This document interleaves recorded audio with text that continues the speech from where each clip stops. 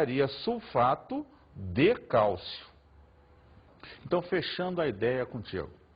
Lembrar, não tem oxigênio, termine em eto. Tem oxigênio, passe a olhar para o NOx. Se for o menor, ito. Se for o maior, ato. Beleza? Vamos falar agora sobre uma curiosidade salina, muito interessante por sinal. Vamos falar um pouquinho sobre os extintores de incêndio. Primeiro ponto importante, como é que o extintor apaga o fogo?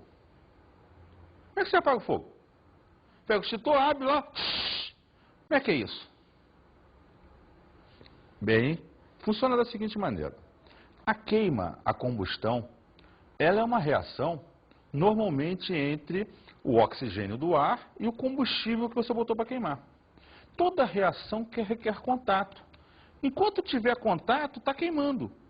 Como é que o extintor funciona? Ele joga o jato de uma substância lá, se ele for de CO2, é CO2, se ele for de água, água, pó químico. E esse pó químico, CO2 ou água, faz o quê? Ele entra em contato com o combustível e separa o combustível do oxigênio. Se separar as duas substâncias, o fogo acaba.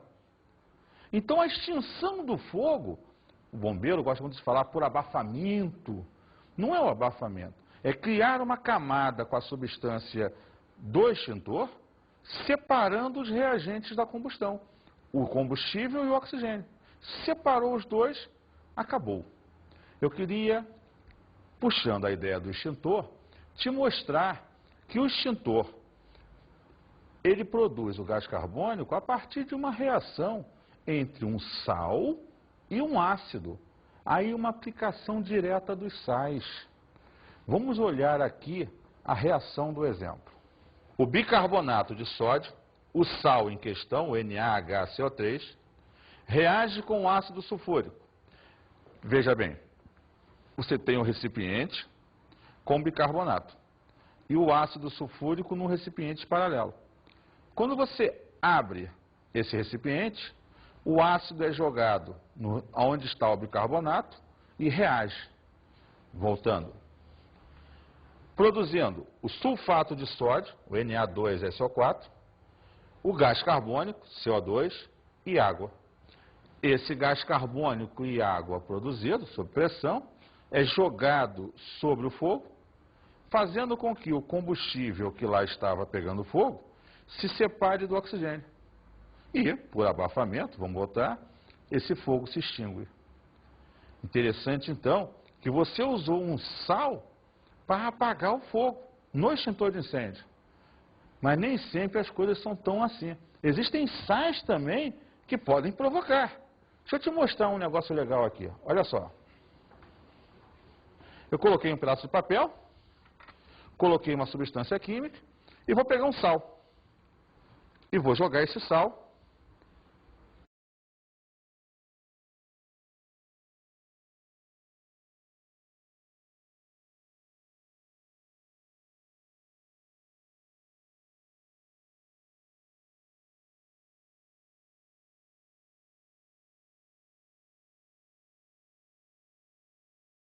Observou? Agora eu te mostrei um sal atuando com o princípio da bomba incendiária. Esse sal produzindo uma reação que libera uma quantidade de calor tão grande que dá ignição do processo. Como eu botei papel como base do jogo, combustível, ele gerou fogo. Vamos então agora falar sobre a solubilidade dos sais. A solubilidade dos sais é a observação da maioria dos sais se dissolvem-se ou não em água. Existem sais de alguns cátions que não se dissolvem em água. Outros se dissolvem, são solúveis ou insolúveis. Vamos ler o texto a seguir e ouvi-lo também. São vários os fatores que influenciam a solubilidade de um sal, o que torna muito difícil esta previsão. Por esta razão, costuma-se consultar e construir tabelas de solubilidade. Você não tem que decorá-los. Você tem que observar em função das tabelas e conhecer os principais. Vamos observar essas tabelas agora. Se temos nitratos e acetatos, todos são solúveis. então você não encontra nenhum insolúvel. Esses sais são todos solúveis. Próximo. Se temos cloretos, brometos e iodetos, vamos observar que os de prata, magnésio e chumbo são insolúveis. Todos os outros cloretos, brometos e iodetos são solúveis. Vamos ver mais um. Sulfatos. Se observarmos o de cálcio, estrôncio, bário e chumbo, serão insolúveis. Todos os demais elementos formam sulfatos solúveis. Vamos ver mais um. Os sulfetos, você vai perceber que os de metais alcalinos terrosos e o de amônio são solúveis. Todos os demais elementos formam sulfetos insolúveis. Beleza? Outro, vamos lá. Carbonatos e fosfatos, necessariamente, de metais alcalinos e amônio, são solúveis. Todos os demais são insolúveis. Observou, então, que você não tem que ficar decorando isso tudo.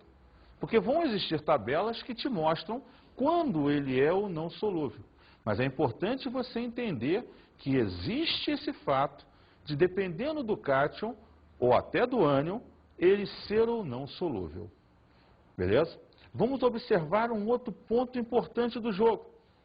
Cátions variantes. Se o NOx daquele cátion for o menor, você usará a terminação oso. Se o NOx daquele cátion for o maior, você usará a terminação ico. Os mesmos oso e ico que você usou em ácido e base. Vamos ver um exemplo. FeCl2, FeCl3. Cloreto nos dois.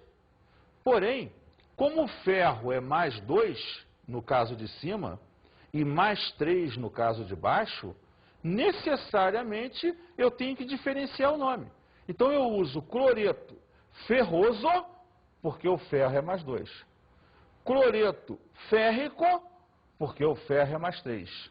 Veja só, lembrando a você que quando você tem cátions, nesse caso, que variam de NOx, você também pode usar o NOx em algarismos romanos ao final da palavra, usando lá, normalmente, o nome do ânion, preposição de, nome do cátion e o NOx em algarismos romanos. Vamos voltar àquele exemplo. Olha lá. Como o ferro é mais 2, cloreto de ferro 2. Como o ferro é mais 3, cloreto de ferro 3. Veja, então, que necessariamente você pode utilizar essa notação em algarismos romanos. Vamos agora a algumas dicas de estudo.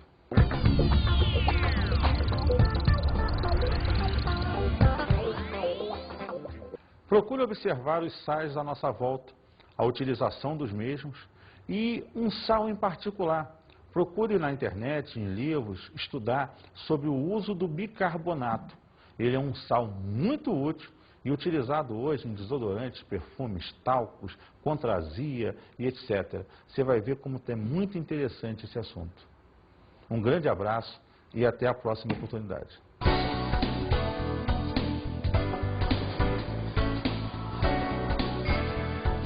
Na aula de hoje estudamos a função sal.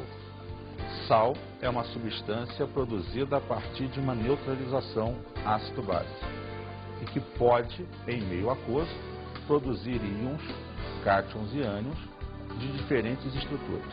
Vimos a nomenclatura de sais. Quanto à nomenclatura, é importante sempre diferenciar aqueles dois pontos. Primeiro, se tem ou não oxigênio. Se não tem, eto. Se tem, olhar o NOx. Menor NOx, use o ito. Maior NOx, use o ato. Bons estudos!